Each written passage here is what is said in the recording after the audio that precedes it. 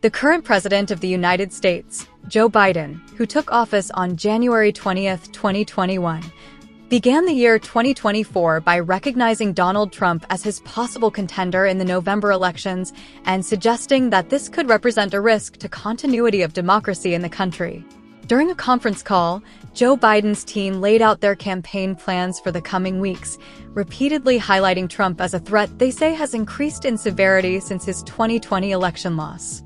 The claim that Donald Trump was perceived as a threat to U.S. democracy is based on a series of actions, statements, and events during his presidency. It is important to note that opinions on this topic can vary depending on political perspectives, and that criticism of a political leader can be the subject of debate. Some reasons that have been given to support the claim that Trump posed a threat to democracy include: 1. Challenge to the election results.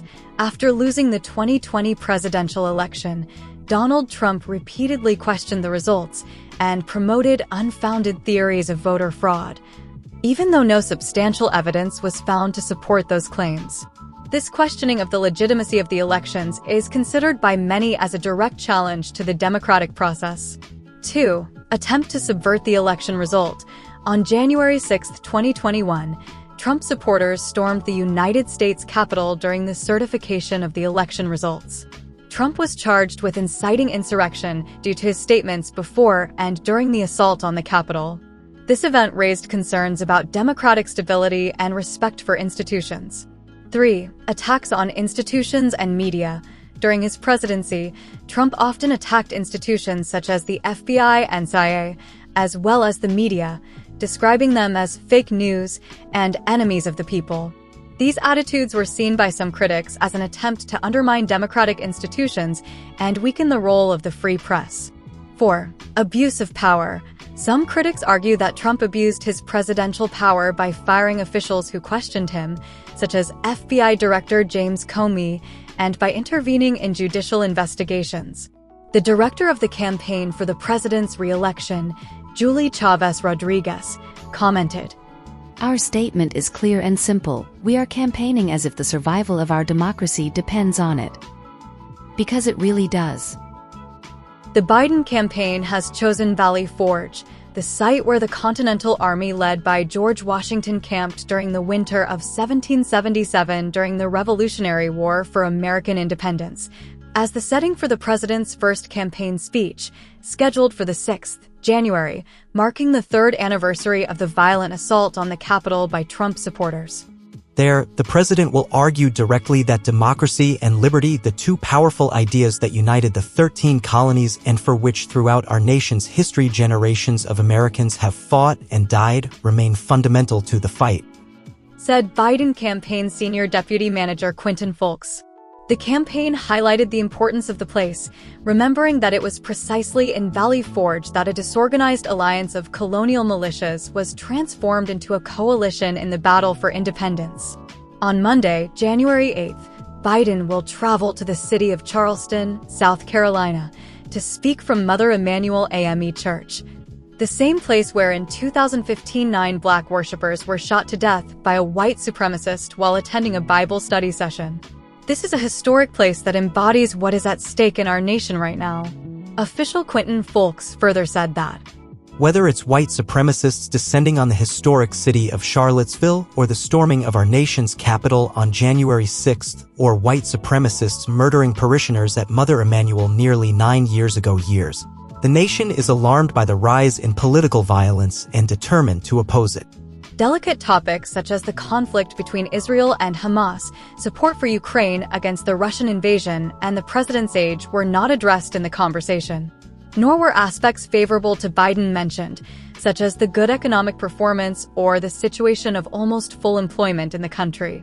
Instead, Chavez and Fulk highlighted the insurrectionary violence of January 6, 2021, seeking to turn the 2024 presidential election into a referendum on Trump.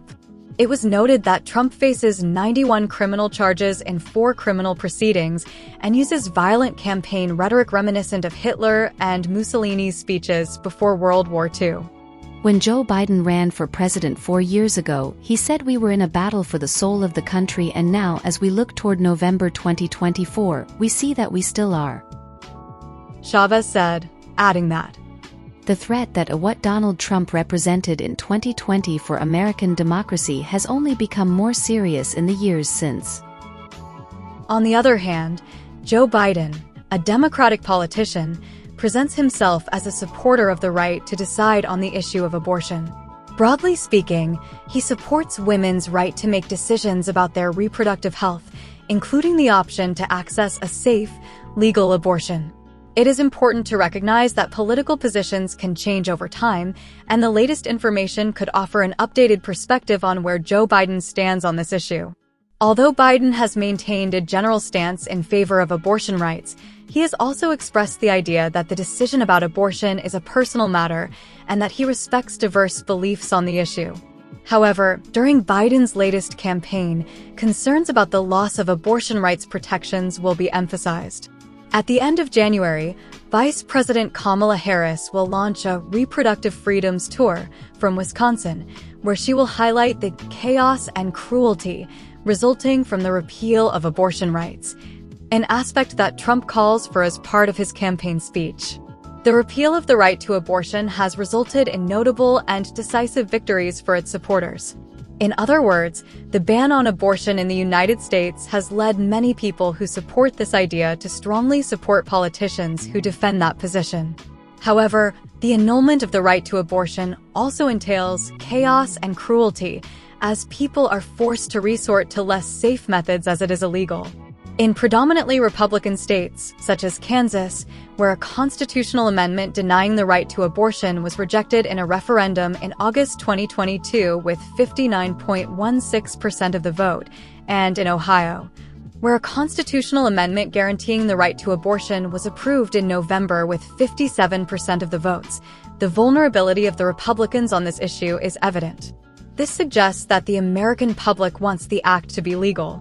Folks, addressing reporters, announced that Biden's campaign will intensify later this month, coinciding with the anniversary of Roe v. Wade, to make clear that the freedom of women to make their own decisions on healthcare will be a crucial issue in the November elections. The challenges facing President Biden and his campaign are evident. According to an NBC News poll released in November, Biden and Trump are virtually tied, with 44% support for Biden and 46% for Trump, a difference that is within the poll's margin of error. However, the same poll reveals that Biden's approval has fallen to 40%, marking the lowest point of his presidency and the lowest among recent presidents seeking re-election. Among the areas of voter dissatisfaction are insecurity, immigration problems, and the inflation experienced at the beginning of Biden's term. Even as U.S. economic growth in 2023 exceeds expectations, with unemployment rates at their lowest since the 1960s and wages growing faster than inflation, Biden's campaign faces the challenge of highlighting these government achievements. In a more recent USA Today and Suffolk University poll, Trump shows 39% support among Latino voters, beating Biden's 34% by 5 points. It is notable that in 2020, Biden had 65% support among this crucial voting group, highlighting the need for the Biden campaign to address and regain support among Latino voters. We know that we have to inform these constituents what this administration has done. We have to communicate with these constituents about the dangers that the other side poses, and we are going to do both. Folks said. The official explained that the campaign was advancing. Early organizing efforts aimed at the voters who make up the Biden-Harris coalition, and that sends a clear signal that we are not going to wait to parachute into these communities at the last minute and ask for their vote. We are going to earn your vote. Folks concluded. But now it's your turn to tell us, what did you think of this competition between these two politicians? Do you think American democracy is in danger with the Trump government? We will be attentive to read you in the comments. If you found the video useful, we would appreciate it if you gave it a like to support our project and if you subscribe. Thanks for watching, and we'll see you next time.